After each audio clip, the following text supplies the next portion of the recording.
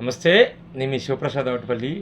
ఈ దేశంలో పుట్టిన ప్రతి వ్యక్తికి ఈ దేశం మీద ప్రేమ ఉంటుంది. అది ఏ మతమైనా, ఏ కులమైనా. అదే పక్క దేశంలో పుట్టిన వాడికి ఈ దేశం మీద ఇంచెత్తు ప్రేమ కూడా ఉండదు.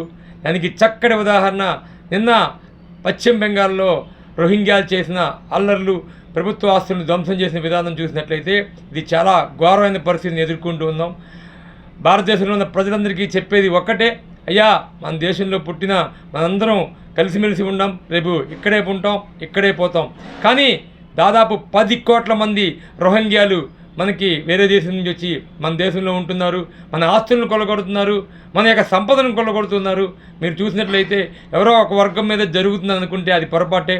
ఈరోజు నా మీద జరిగిన ఈ యొక్క అఘాయిత్యం రేపు మీద నీ మీద కూడా తప్పగా జరుగుతుంది. ఎందుకంటే నీకు వాళ్ళకి ఎటువంటి రిలేషన్ ఉండదు.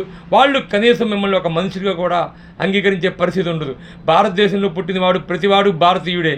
మీరు వేరే దేశానికి వెళితే మిమ్మల్ని భారతీయులు అంటారే తప్ప నువ్వు ముస్లిం అనరు, నేను క్రిస్టియన్ అనరు, నేను హిందూ అనరు. కాబట్టి ఎప్పటికైనా ఇలా వేరే దేశాల నుంచి వచ్చిన రోహింగ్యాలను దయచేసి కనిపెట్టి వారిని పోలీసు వారికి సమాచారం ఇవ్వండి. వాళ్ళు మన దేశ సంపదను నాశనం చేస్తున్నారు. అలాగే మీకు రావాల్సిన రాయితీలు కానీ ఏవైతే ఉన్నాయో అనధికారంగా పొందుతూ ఉన్నారు.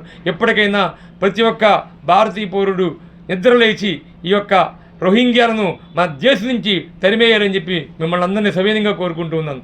జై హింద్, జై శ్రీరామ్.